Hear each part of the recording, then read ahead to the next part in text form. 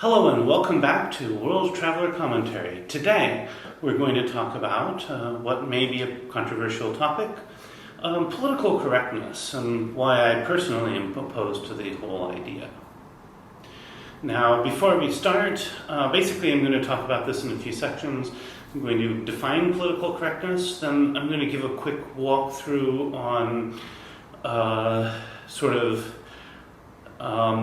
different aspects of linguistic history, the history of the field of linguistics, not of course historical linguistics, which is a different field altogether. Well, it's related, but then we will talk about historical antecedents to political correctness today. We'll talk about why political correctness doesn't actually seem to solve any social problems. And finally, we'll talk about the actual harms that political correctness causes. Okay? This is not going to be like a rant about, the evil other guys. Rather, this is a pretty careful discussion about what's right, not who's right. Now, starting off, defining political correctness. Now, it's really important we know what we're talking about. When we talk about these sorts of things, I'm not referring to ideas that maybe we shouldn't use slurs. I'm referring instead to the idea that we should use whatever preferred terminology when we're discussing issues that one group or another has decided are preferred. Okay?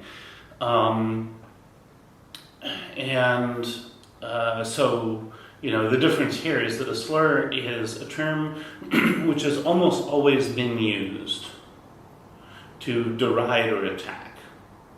Okay? Words can be politically incorrect without really being slurs. Right? I'm not going to mention these words on here on the air, but if you think of the N-word, that is sort of the classic slur, right?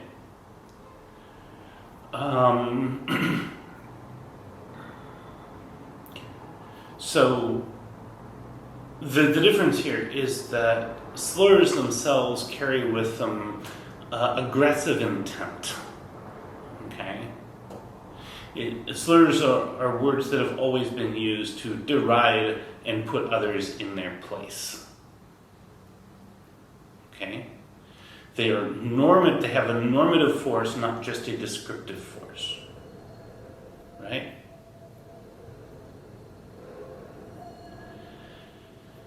So now that I've divided the line there, and so political correctness is about whether we refer to former slaves or formerly enslaved persons. It's about whether we use the word Black Americans versus African Americans. It's about, related things to that. Nobody would say that any of those terms are slurs, but, sometimes people think we all ought to be using one word or another, and those words change very frequently. So, on to relevant history of linguistics, because I think this is actually really important. Primarily because the political correctness movement grounds itself in Wharfianism, which is, in my view, and I think in the view of most people who studied linguistics, bad linguistics. So, going back to the early 19th century, the predominant view of language at the time was that language evolved from simple communication to more complex communication, and that it evolved from imitative communication to abstract communication. Now, this would have meant that over time we would expect grammar to become more complex. We would also expect, for example, languages where you have a less complex technological environment to have more sounds which are imitative of the things they're talking about. So what we refer to as onomatopoeia, words which are basically imitations of sounds, right? Chirp, for example.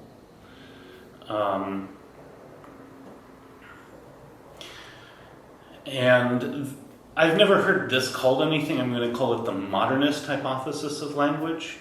But about the mid to late 19th century, something changed. And basically, linguists at that point were starting to systematically catalog languages which had previously not been looked at. And many of these were, for example, tribes in the Amazon or in Papua New Guinea or places like that. And what they found was something very surprising. They found that there was a noted lack of imitative speech in these languages. In other words, the whole modernist hypothesis that languages evolve to be more complex as our societies become more complex, and that we move away from imitative speech when we have to towards abstract speech, had to go. Okay?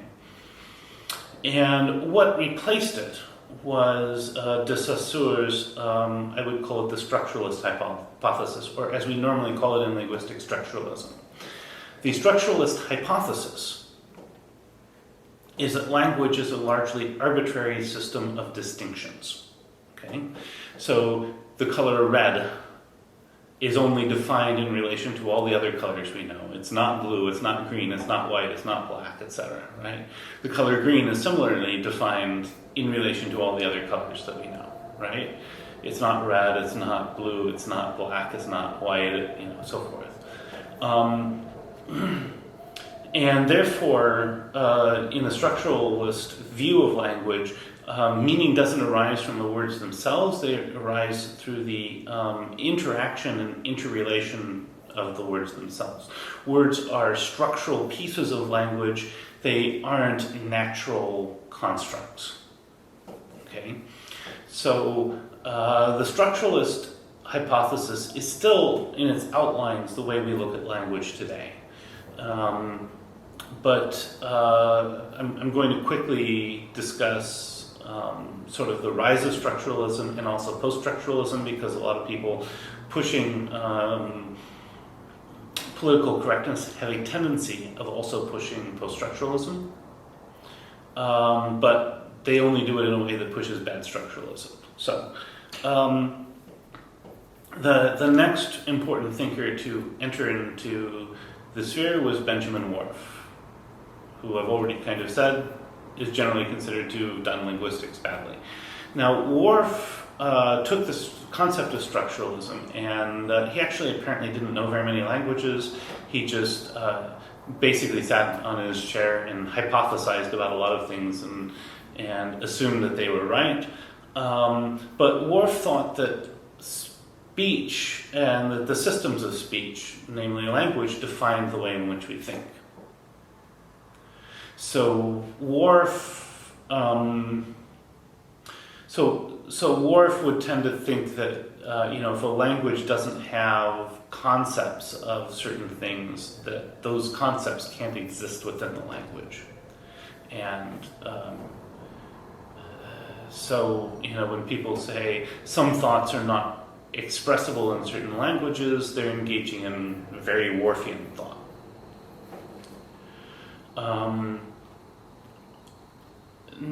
Then Edward Sapir came, and to his credit, he kind of took Whorf's hypothesis here, which is why it's sometimes called the Sapir-Whorf hypothesis. And he came up with a very moderated version of this. So instead of the idea that language defines thought, it's rather that language defines paths of thought, and that we find it easier to think about certain things if they go with the flow of language, and harder to think about things if they don't flow with the language. So in Sapir's view, it's not that we can't think about certain things if we don't have the language for them. It's just that it's easier to think about certain things and easier to reason about them if we have linguistic structures which are suited for that, right? So, if you have a language where social status is key in every interaction, you're going to be paying attention to that a lot more, and it's going to be easier to think about social status than if you're speaking a language which doesn't. That doesn't mean that social status doesn't exist in those languages. It's just that you don't have a really natural construct for paying attention to it, right? And I think Sapir is largely correct, okay? So when I think of the Sapir-Whorf hypothesis, I think of Sapir's version of it, not Whorf's version of it. But if you want to see Whorf's hypothesis in a very interesting piece of popular culture, look at the movie Arrival, which is all about Whorfian views of linguistics and learning a language which looks at time differently, changing perception of time.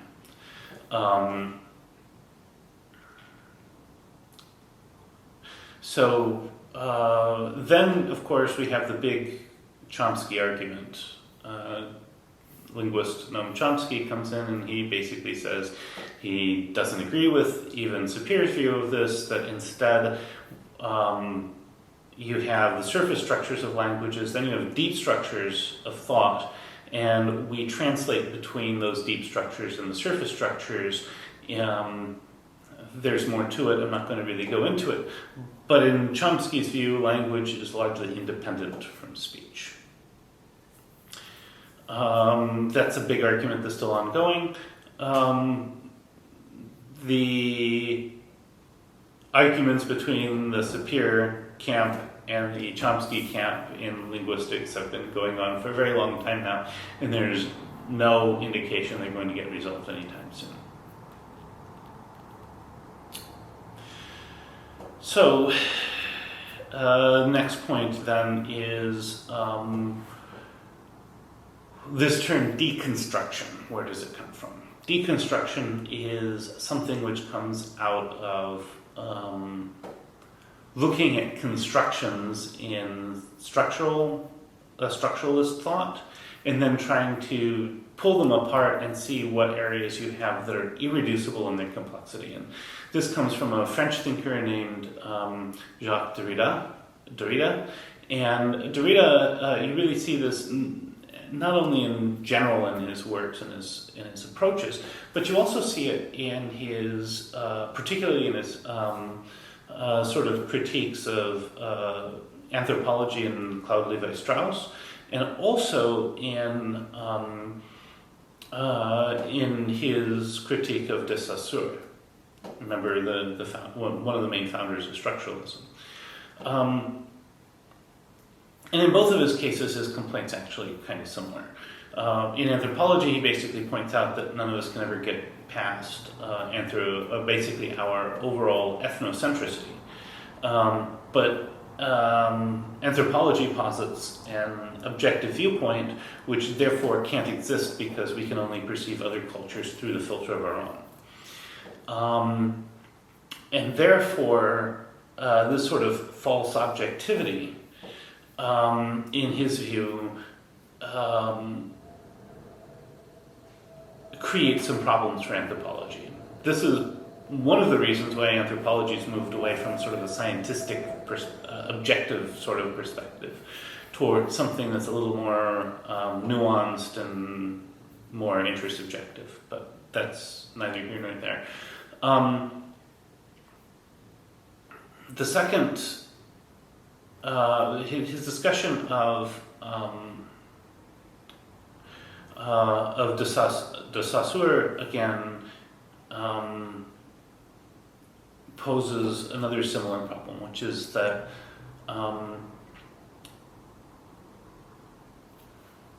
we read texts partly as active readers, and also that texts themselves can often be multi-layered in their construction and their meanings, right? So what this means is that structuralism itself has trouble accounting for the biases of the reader, and it also has trouble accounting for the intents and the way in which the writer may actively repurpose things. So consequently, we get post-structuralism, which is an effort to recognize the limits of structuralism and in some ways move beyond them. But post-structuralism is still fundamentally based on structuralism, and you can't really do one without the other. So there's a reason why I've talked about all this. Now we're going to talk about historical antecedents to political correctness today. Now, in the early 20th century, when the United States was building massive public school systems, I think actually this was mid-19th century, you had a number of problems that came in, which had to do with how do you address certain kinds of differences that people have in a public education setting. For example, somebody who might be partially paralyzed from polio and might need to use crutches, or somebody who might have severe learning disorders, as we would call them today. And the original terms for these have largely died out. We no longer talk about people as though they are cripples, right? We no longer talk about people seriously as a clinical as a clinical term of being imbeciles, right? These were technical terms at the time, but in an educational setting, they weren't considered very helpful. And so, in order to kind of create more empowering terms, cripple was replaced with handicapped. And imbecile was replaced with mentally retarded, okay, as working terms, right? And these were seen as big improvements for, empowering students. Partly, if you look at the term handicap, it comes from sports, and the term for handicap really was, you have a strong sports player and you want to make an even match. You handicap that sports player so that the match will be more even, right? And so the idea then was, you just have these extra obstacles you have to overcome. These are your handicaps, right? You're a strong player, obviously, you have handicaps, right? And the issue of mentally retarded was that rather than seeing somebody as just immutably stupid, we would see somebody as maybe slow to develop, right? Or slow to think. And in fact, you see this euphemism continue when we talk about somebody being, slow, right? Now, fast forward a century, and these terms are now considered terrible, right? You wouldn't call somebody handicapped. You call them disabled, as if that's somehow a more empowering term, which it's not.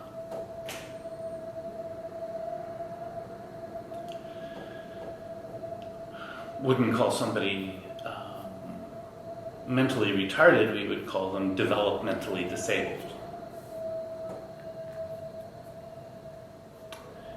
And so the fundamental question here is what went wrong. Now, from a structuralist perspective, so from a Wharfian perspective, both of these are steps backwards, right?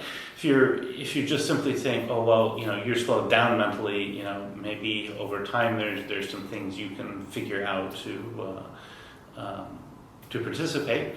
Now it's these are disabilities. These are things you cannot do.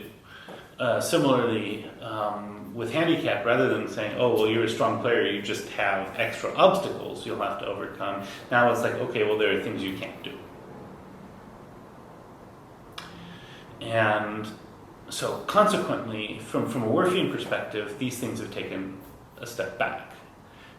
This is, in my view, the same sort of aha moment in relation to political correctness as studying Aboriginal languages was for the modernist view of language. Completely, in my view, destroys the fundamental thesis around which the viewpoint's built. So, what went wrong? From a structuralist perspective, the fact of the matter is, a lot of things didn't change aside from the language, right? So we just simply took one word and we used it to substitute another word. We just simply swapped words, right? The overall intents didn't necessarily change. The structures of power didn't change. None of the rest of these things changed. We just switched words, right? And the problem is that if you accept that language is a largely arbitrary system of distinction, or a system of difference, I think, in de Saussure's words, then simply substituting one word for another means that new word is going to pick up all of the negative connotations that the old word had, right? It might seem nice for a little while, but the niceness is going to wear off pretty quickly, and people realize you didn't change anything. So, in this regard, I think it's very clear that political correctness doesn't solve any problems. I'm going to repeat that again. Political correctness doesn't solve any problems. We can look at this historically and we can see that that's clearly true. Okay? And it's true for reasons that are well established within linguistic theory. And it's worth noting here that when I was in college, I wanted to go into historical linguistics. Unfortunately, this was before the rise of the internet. It was very difficult to figure out how to do that. It's not like guidance counselors knew which universities to go to. And consequently, it ended up just simply being a hobby of mine. Historical linguistics is the study of how languages change over time and how languages differentiate themselves from others. So how we go from Latin to Spanish, how we go from Old English to Middle English to Modern English. How we go from Proto-Indo-European to Common Germanic to Middle English, to Old English, and all those sorts of things are areas of historical linguistics. But it's also a hyper-technical field. It makes anything we do with computers today look relatively accessible. Consequently, only people who do it full time really are able to contribute to that field. So I can review ideas, I can consume them, but no way am I going to be able to make an original contribution to that field. But as a result, I've continued to study as a hobby linguistics generally as a field, many different languages, and a bit of historical linguistics. So that's sort of where I come down on this. And I can tell you that there is no reason in linguistic theory to believe that political correctness will change anything on the ground for anybody. So, what then is political correctness for, and what harm does it cause? So one of the big features that you see of political correctness today, and this is distinct from the rise of terms like handicapped and mentally retarded, is that the preferred terminologies change fairly quickly over time. And consequently, instead of really giving everybody a chance to standardize on everything, there's some new innovation coming out all over the place from one group or another. And my sense is that these really don't reflect always consensus in the communities they're intended to discuss.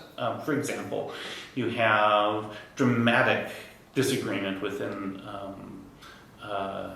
the Hispanic community over the term Latinx, for example. You have a lot of discussion still within the Black American community over Black versus African American. And consequently, these terms always seem to be like they're pushed from an elite perspective down on everybody else, and they don't necessarily empower the communities they're supposed to help. But what they do is they create a ever-changing series of terminology that people are expected to keep up with. And you'll keep up with it faster the closer you are in the social circles where this terminology is used, right? So what the way political correctness actually functions is for people to signal their cultural affinity with certain cultural authorities, right? So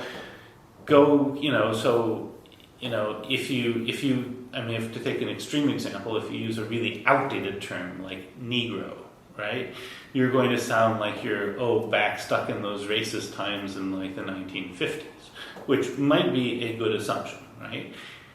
If you use a term like black, then that's sort of more neutral. If you use a term like African American, now it sounds like you're tied into the sort of the approved social circles, right? And so what this does then is it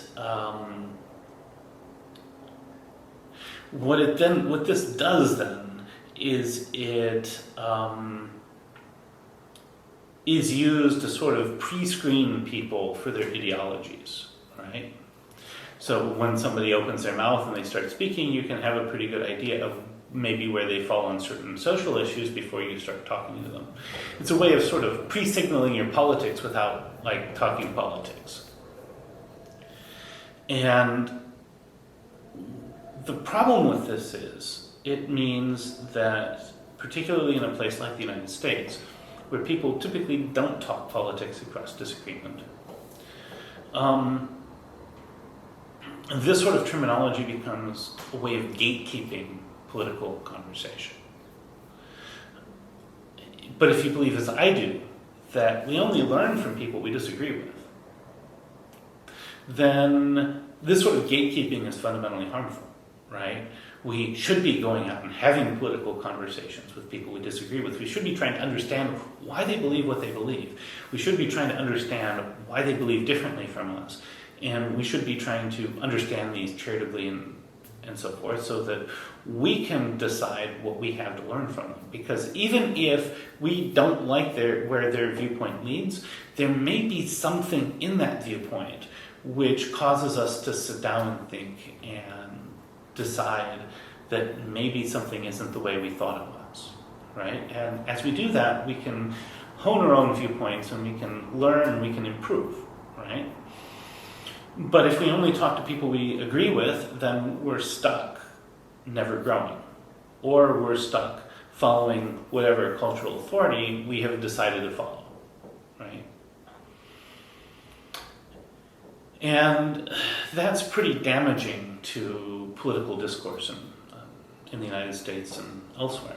So that's something that I think is really, really important with this. So what I think needs to, if we really want to make progress on these social problems, right? And by progress, I don't necessarily mean it in the way that social progressives mean it, because they think they have everything figured out, and I don't think they're listening to anybody who disagrees with them, so take that how you will.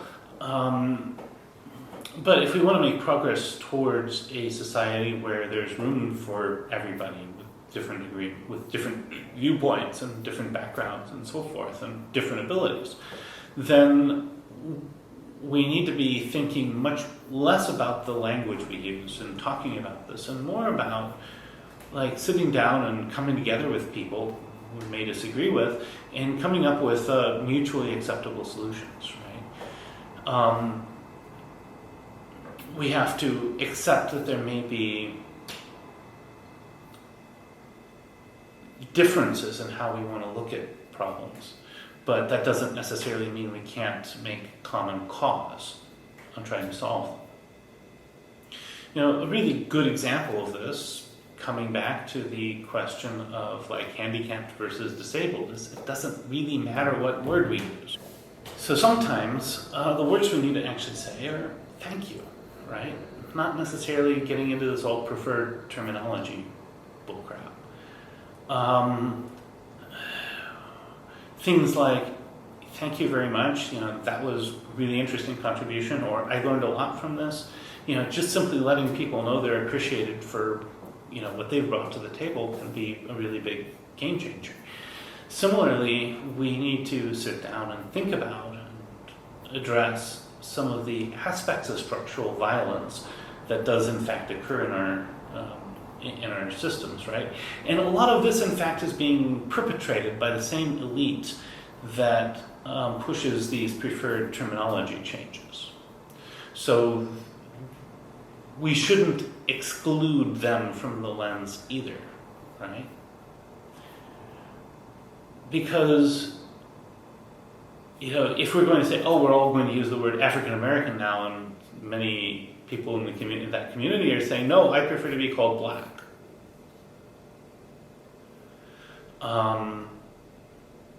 Then that's not a consensus. It's also robbing people of their own agency in this conversation. It's taking away their voice.